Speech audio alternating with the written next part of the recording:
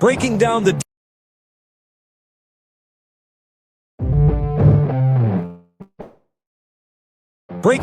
deals, data, and disruption shaping global markets. You're listening to the Daily Ledger with Dennis Sert.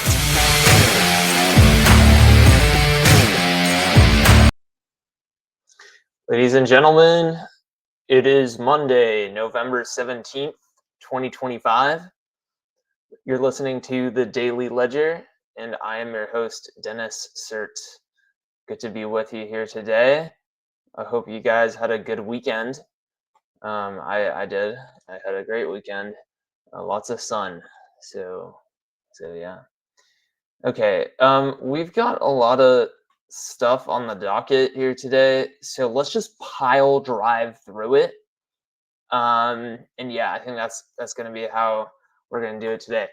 Okay, let's start with this first story. Apple intensifies succession planning for CEO Tim Cook. So looks like Apple is wanting to well, maybe it's Tim Cook wanting to retire, or Apple is trying to oust Tim Cook. Whichever one it is, seems like Tim Cook is going to leave Apple soon. Apparently, they're going to replace him with this guy, John Ternus, who's Apple's senior vice president of Harvard Engineering. And so it's actually this guy right here. So yeah.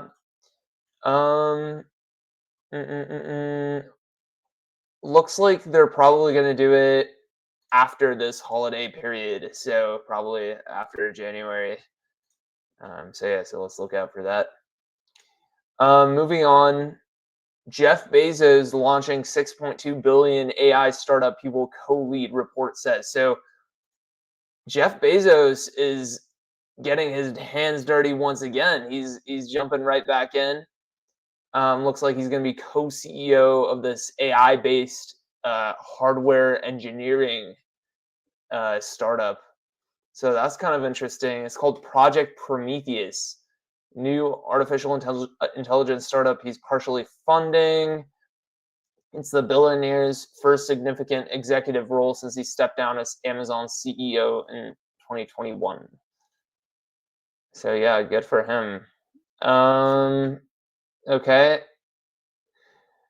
I think that's all I wanted to say on that. I guess what I'll say here is that it's interesting that the market seems to be going towards AI engineering, AI manufacturing, like more hard tech. So that's cool. Let's move on. Trump scraps tariffs on beef, coffee, and tropical fruit in a push to lower grocery store prices. So some of the tariffs got reversed on some groceries. So there's that. Next, we have the Gemini 3 rollout. So Gemini 3 kind of, I suppose, silently got rolled out sort of within the last week here. And apparently it's been building these like mini games, and it's been doing a good job apparently. Yeah, so I guess we'll have to see what OpenAI's response is going to be. Of course, GPT 5.1 came out, which is apparently more friendly, like recently. So yeah, but I wonder if there's going to be a direct response to this. Mobile games. Okay. Next, we have a story on Peter Thiel selling his entire NVIDIA stake, which is kind of crazy.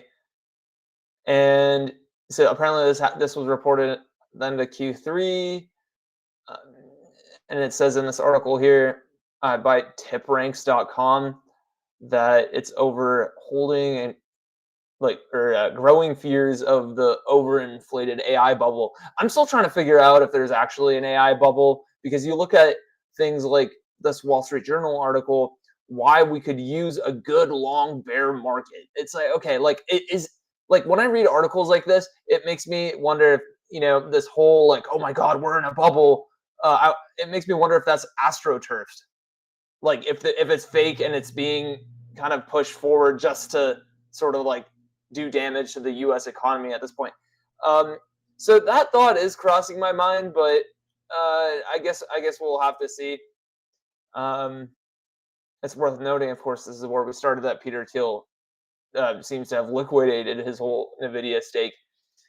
Um, so we have that. There's also, before we jump to that, I think Bill Gates also liquidated quite a bit of stuff. I think he liquidated. I thought I had it in the stack.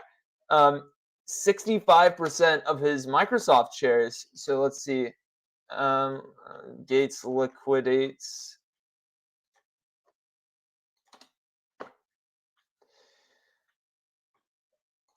Okay. Um,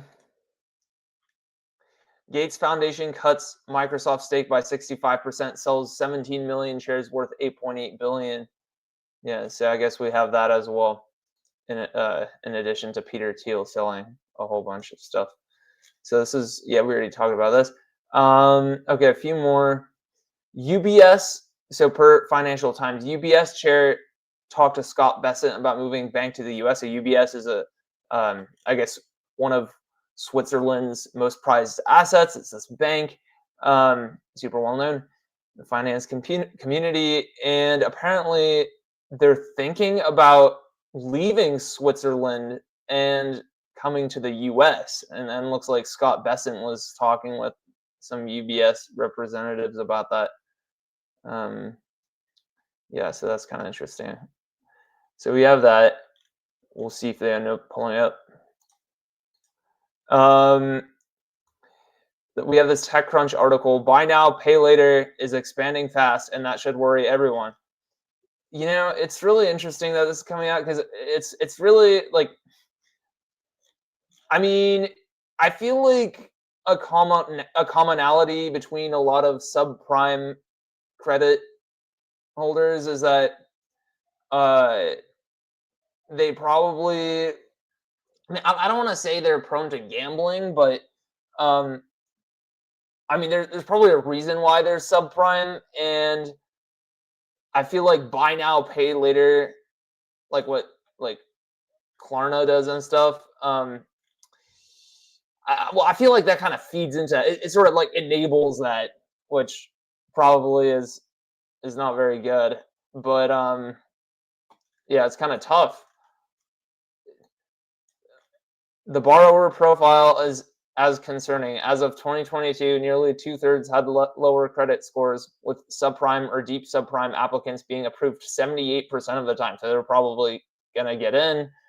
And then it kind of, like, I don't want to say it ruins their life, but like it definitely, if you don't have a good track of this, of like where you spend money, like as in, instead of buying $100, $100 like pair of sneakers, you pay like, I don't know, $17, and then you have to pay like another $15 for a few months. I mean, every month.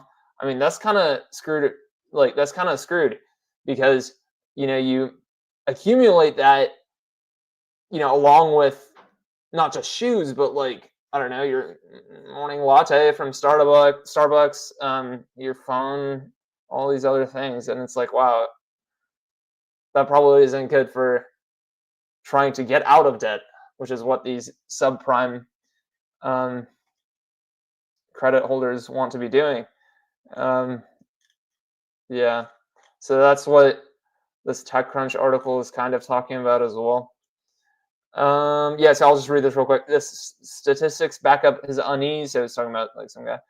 Buy now, pay later services have exploded to 91.5 million users in the US, according to Financial Services Empower, with 25% using the services to finance their groceries as of earlier this year. Like, if you're financing your groceries, like, I mean, I feel like buy now, pay later isn't the solution then. I mean, should probably just cut down. I mean, that's what I've been doing. Just, living in the basement and just not buying stuff. Not to put myself into this, but yeah, I mean, it's definitely a tough situation. Yeah, I don't know if buy now, pay later is the answer. Is the point? Okay, let's move on to Waymo criticism. So apparently, uh, a, a cat named Kit Kat a few weeks ago, so October 27th, was run over by a Waymo. And I actually, just in full disclosure, I like Tesla robo taxis more. I don't think that Waymo is going to make it long term as a company, just because of the way that the technology works. They have to map out the cities like very well before deployment, whereas like using lidar. Whereas the Tesla Cybercab, they don't have to do that. They've already trained on like hundreds of hours, like hundreds of thousands of hours of just people driving, and they have like cameras and stuff that they can just like kind of cold deploy, if you will, like they already have in China, in like certain cities, and it just knows what to do without pre-mapping, which is what Waymo has to rely on. But that aside, um, I mean, it sounds like this Kit Kat sort of cat kind of dashed underneath the vehicle, and I think the back right hand side wheel sort of like ran over the cat because it just darted out. And it's tough because like if you're a human, that could have happened too. It's not like the Waymo set its sights on the cat and it was like, "Come here, boy." But it was. I mean, it seems like more like he's Waymo's pulling out, and then the cat just like literally jumps right underneath the vehicle. So it's kind of tragic, right? And hopefully we don't have that happening, and that's not the norm. But on the other hand, I I don't really think there was anything that could have been done. Um, yeah, and so of course the backlash is a little bit about like, oh well, a human driver can be held accountable. Well, Waymo already spoke up about this, talked about what happened, expressed condolences, right? Acknowledged it. Beyond that, I don't know. Anyways, okay, let's move on to this new article I have here from Bill Gates himself from GatesNotes.com, and this isn't a news story. This was on October 28th, but I decided to report on it now anyway. But basically, Bill Gates has sort of like reversed his stance agenda. So what he says here, basically like renewable energy and stuff. So basically, he says here, climate change is serious, but we've made great progress. Um, but we can't cut funding to health and development. Uh-huh. And so later on, he basically says like we shouldn't be investing into this anymore. Emissions projections have gone down, and with the right policies and investments, innovation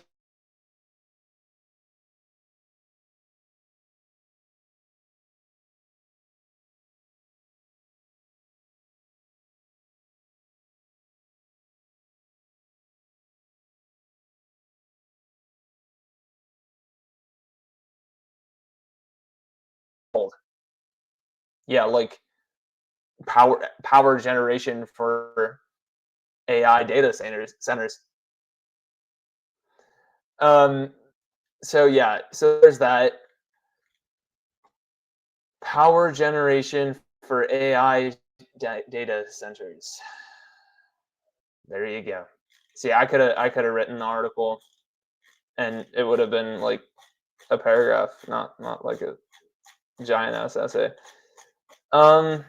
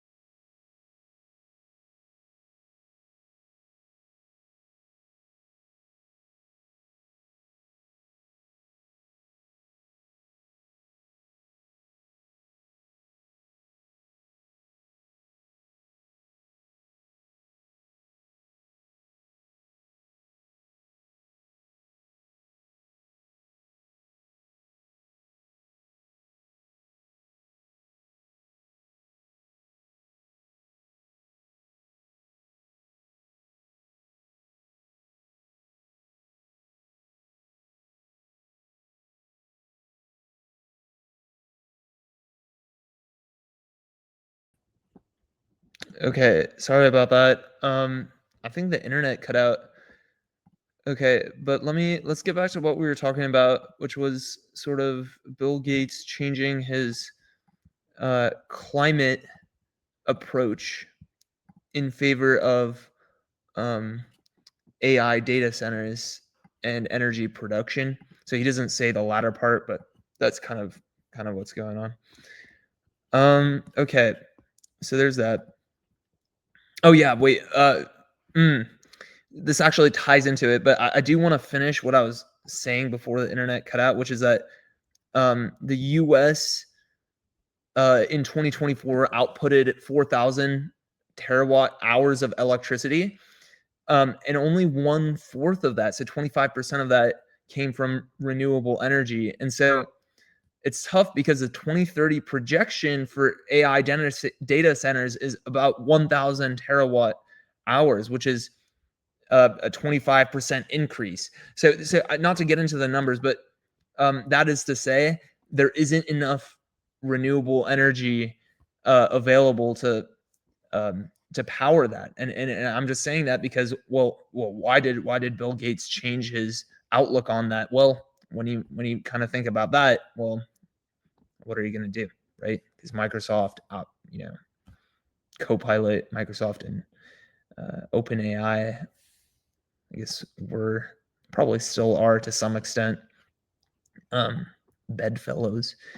But yeah, so here's this TechCrunch article kind of about that too. According to a new report, the world will spend 580 billion on data centers this year, 40 billion more than will be spent finding new oil supplies. So global economy, yeah, how are they gonna fund that? So it kind of talks into that, but that's kind of like what people are talking about right now too. So yeah. Okay, last story. Apparently Bitcoin is pretty down. It's like a 90, I think it dipped below 94K as of this morning. And here's this Yahoo Finance article. Bitcoin erases year's gain as crypto bear market deepens. Yeah, that kind of sucks. So Bitcoin has reversed its entire year-long gain. That is no bueno. Okay. All right. Well, you know what? Let's do some trades with Byte AI. So, make sure to download Byte AI. It's basically a financial co-pilot while you do investments via your stock portfolio, like with Robinhood. Of course, it's not actually a financial advisor, and past success doesn't guarantee future results.